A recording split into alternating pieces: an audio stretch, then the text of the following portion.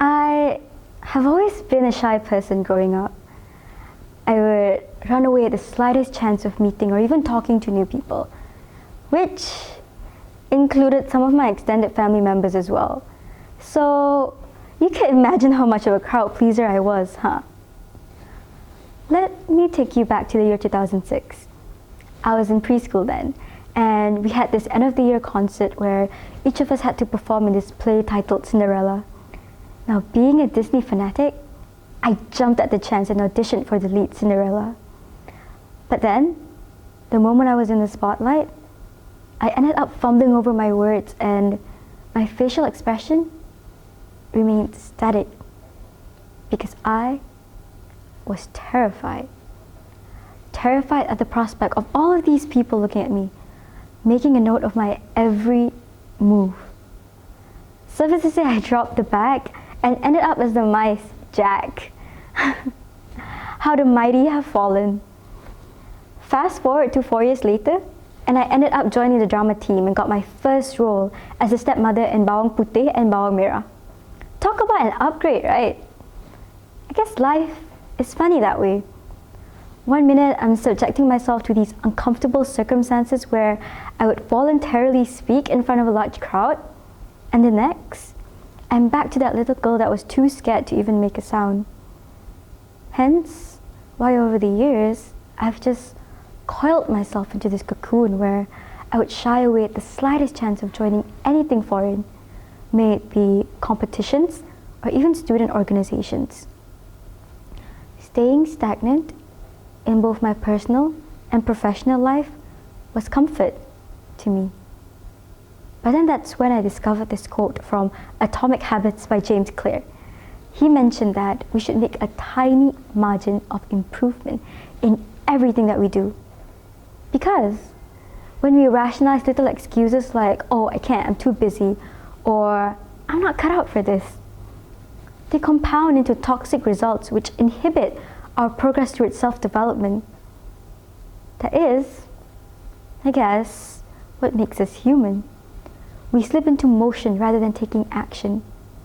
Public speaking and meeting new people, that was my mountain. Hence, the reason why my resume at the time was mostly filled with academic achievements and a huge spacing in between to mask the fact that my resume and me didn't have a fighting chance at thriving in this world. But then one day, I decided to do something daunting, and I applied for the Asian Law Students Association Malaysia, or Elsa for short, Brand Ambassador Program. Now, the thing about this project is that it was initiated to build each ambassador's soft skills and equipping them with the necessary knowledge to thrive in their career. Now, one of the list of events included a virtual internship, which was organized in collaboration with Aaron Sanka & Co. and Izwan and Partners. Now, each group was required to present their articles and be evaluated accordingly by the firm. Being the first speaker for my group, I was bombarded with complex questions from the firm, dissecting each and every part of my group's article. For context though, it was on laws and future of non-fungible tokens, or NFTs, in Malaysia. And I wouldn't necessarily call myself an IT enthusiast, so my knowledge on the matter is surface level at best. But boy, let me tell you, the experience was scary. But in hindsight though, I feel like it was the best thing that I could have done. It feels like the moments before the roller coaster ride drops, that I shouldn't do this, but then I do it anyway because I realize that I have to. And this experience taught me the importance of critical thinking skills and the ability to think on my feet. Plus, it aids in the development of my confidence to the point where I'm not afraid to question or speak in front of others. In addition, an amazing benefit of becoming a student ambassador is that you will have the opportunity to experience greater academic success, character development, especially in areas of time management and leadership skills. At this juncture though, you're probably thinking, how am I expected to balance both my academics and extracurricular? Well, Mr. Eddie from eLawyer shared this one tip during the workshop on how to work efficiently and manage your time. Now the thing is, productivity is the result of priority management and not time management, whereby we must spend our time like a compass in order to direct us to our ultimate destination. So as you can see from this table, our eyes may be directed to the urgent and important section, and accordingly, we should address those first. However, our main focus should shift to the important but not urgent section, since ideally, if we were to prepare for it early on in the week, it will allow us to take a breather further along the line and avoid unnecessary stress. But this, of course, requires consistency. It means stepping up when it's annoying or painful or draining to do so. That's what makes the difference between the professional and an amateur. You must stick to the schedule because amateurs, they tend to let life get in the way. Now, during these trying times, it was not only difficult for us to connect with our fellow classmates, but also due to the COVID-19 standard operating procedures, we were unable to engage and connect with industry leaders. Or rather, we don't really know where to start, which is why I was thrilled to be a part of the Brand Ambassador program, as the ability to build connections is truly limitless.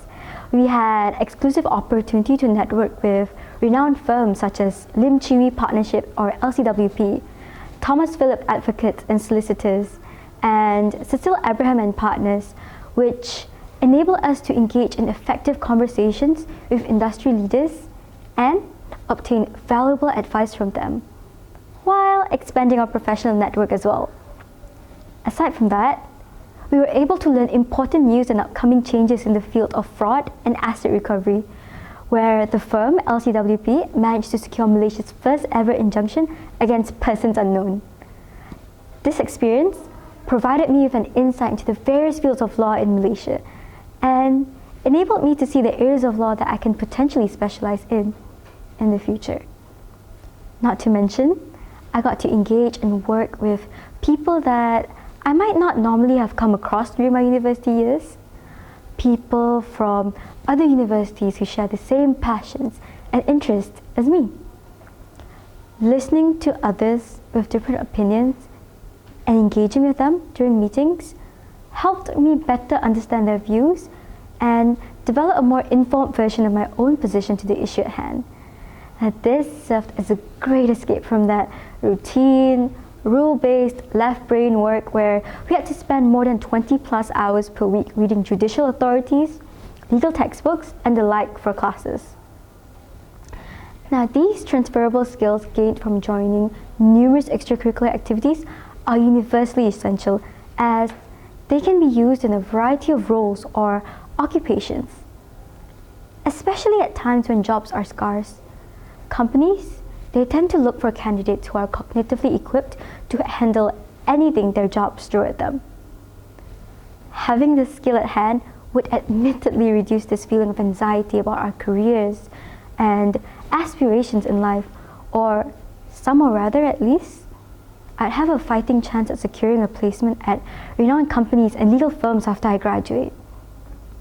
Not only do I owe it to my parents, but I owe at least that to myself, to at least try. Embracing discomfort would be easy, but it's necessary if you want to experience personal growth. Commitment to the process of personal growth and development will determine your progress.